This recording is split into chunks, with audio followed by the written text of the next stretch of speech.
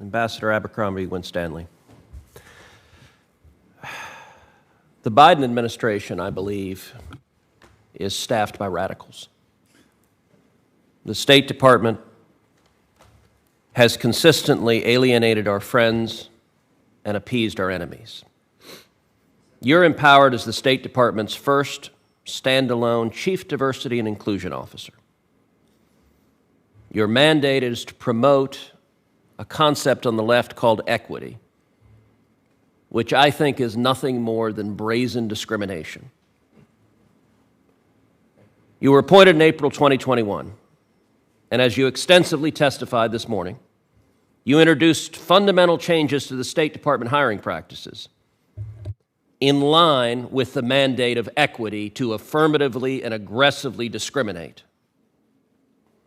A year after your appointment, in April 2022, the State Department released its, quote, equity action plan to integrate these so-called equity principles into, quote, all aspects of State Department foreign affairs. That very week, just days after you published the equity action plan, and 1 year after you began your tenure, a senior State Department official broadly distributed what I consider to be a very troubling email. I have a copy of that email next to me. Let me read from a part of the email. The email says that hiring practices have developed inside the State Department so that, and I'll quote, that certain candidates could not be hired because they have a disability. They are white men. They are straight white men. They are not of the, quote, right religion. All of these are verbatim quotes from the email of a senior State Department official. My first question to you is, did you clear this guidance? Thank you for the question, Senator. I've never seen that before. You've never seen the email before? I've never seen it. So you didn't know it had been sent? This is the first time I'm seeing it, sir. Well, do you know that it is happening? That the State Department perceives, and this is, I believe, as a result of your work, that they have a mandate to discriminate against, as the email says, to discriminate against people with disabilities, to discriminate against white men, to discriminate against straight white men, and to discriminate against people that are not of the, quote, right religion. I'm not sure what that meant, but I suspect it meant that if someone is a Christian. I don't know that because that's not what the email says. Are you aware these practices are happening at the State Department? Again, thank you for the question. I am definite and certain that they are not happening at the State Department. But again... So do you believe the senior State Department official who sent this email was lying?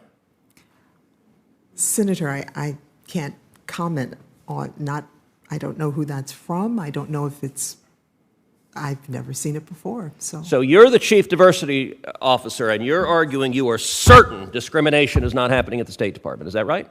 Was that what you're testifying? That's what you just said. I am saying that it is against the law, and we certainly are not overtly or on purpose breaking the law in the Department of State.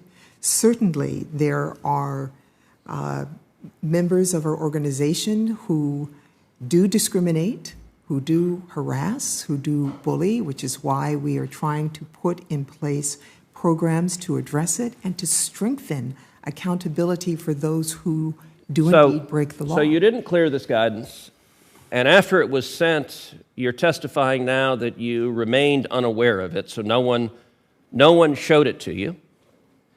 You were in the State Department for a year.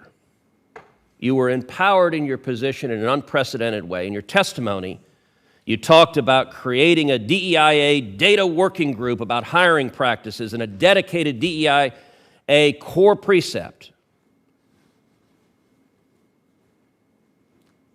And your testimony is you didn't know that this discrimination was happening. My staff can transmit to you the exact header and the details of this email.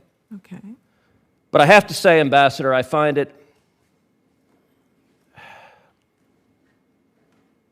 a little bit amazing that this discrimination is being reported to be ongoing in the administration, and you are professing to be unaware of it, I'm reminded from a line from the movie Office Space. What would you say you do around here? What is your job if not to stop discrimination? And unfortunately, I believe what your job in practice is encouraging this discrimination. This is a manifestation. You just said a minute ago in testimony, your hiring and promotion in the State Department will depend on complying with the edicts from your office. Is it good for the State Department and good for the United States government to be actively discriminating based on disability, based on race, based on being straight white man, or based on not being the right religion? Is that good or bad? Senator, as I'm looking at the email, it does appear to me, and my eyesight is not great, that people have reported comments.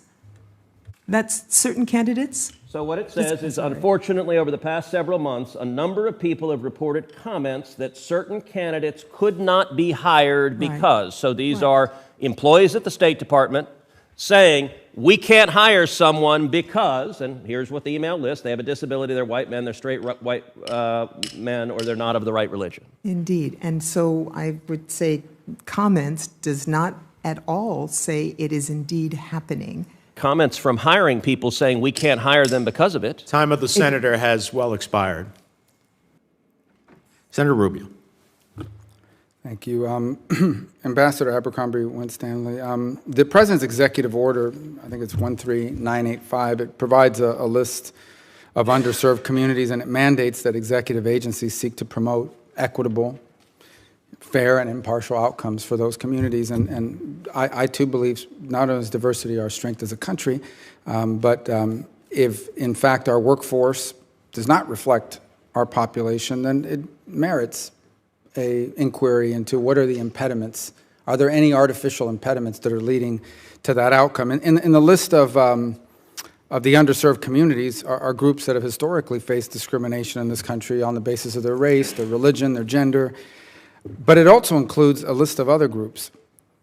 First-generation college students, which I happen to be, people with limited English speaking ability, immigrants, the elderly, former convicts, people from rural areas, military spouses, single parents, all good groups. I'm just curious, if we include all the people that have been discriminated against historically, plus all of these other groups, who is not an underserved community? Thank you for your question, Senator. I can tell you that my office looks at this two ways. A, that our responsibility is focused on those groups who have been historically underrepresented in the Department of State, who are protected classes. And so that is a more narrow list of people, the first group that you mentioned. The reality is, as we work to remove barriers to those groups, we are in fact leveling the playing field for every group. We're focused on making merit-based decisions, so removing those artificial barriers. So when we do things like ensure that people can interview for the Department of State via a virtual technique, while it might indeed help groups that are in the center of the country or from families that can't afford a $1,000 plane ticket to fly to San Francisco or Washington, D.C., it's also going to touch on other groups of people who also have that problem. So in that way, we are able to hit that wide variety of groups. I understand, but I mean, when you add to and I know you didn't write the executive order, but what I'm saying is that when underserved communities expands to includes, all these other groups, which are all, I mean, there's nothing, I understand the struggles or the challenges of each of these groups individually. It just seems like we've really narrowed the pool of people who we do not consider underserved to a very narrow category of people, which obviously begs the question, what information, do we keep a list of, for example, the religious affiliations of all the employees? Do we keep a list of everybody's ethnicity? Yeah.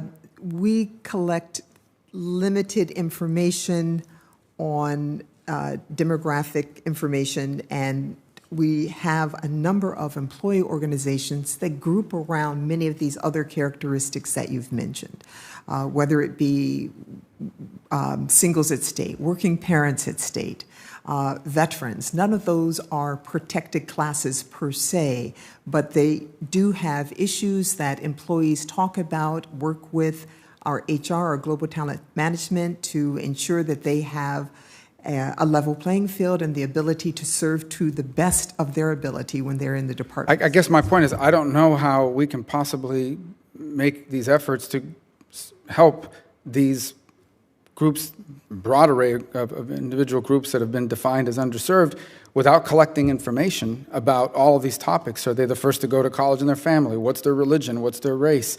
What do they speak English? Are they immigrants? I mean, that's the point I'm trying to make. We're collecting a lot of information. My time is short. I did want to ask you, I'm curious how U.S. interests were advanced by promoting a film festival in Portugal that highlighted Minban, which is a film about a 17-year-old boy who has sexual relations with an adult bartender, and Saint Narcisse, which I think is how you pronounce it, which is a film about incestuous twins.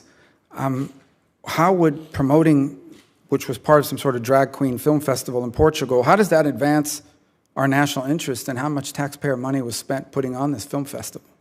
Thank you for the question, Senator. I will take it back to get an answer for you. I do not know. You're not familiar with this? I am not familiar. So you don't know how much we spend or how many State Department employees work. You're just not familiar with the topic. I'm not familiar with those films or that festival. So, Okay. yeah. Thank you. Do you handle festivals as part of your portfolio? I do not. Okay. Senator. Well, does she handle? No, Mr. Chairman. That's not the point. The point is, it's part of the diversity. The point is, I and just want to equity. clarify for the record that she does not handle festivals. It's a legitimate question, and I look forward for her to get back. She handles and answer. diversity and equity issues, which was part of a diversity and equity initiative.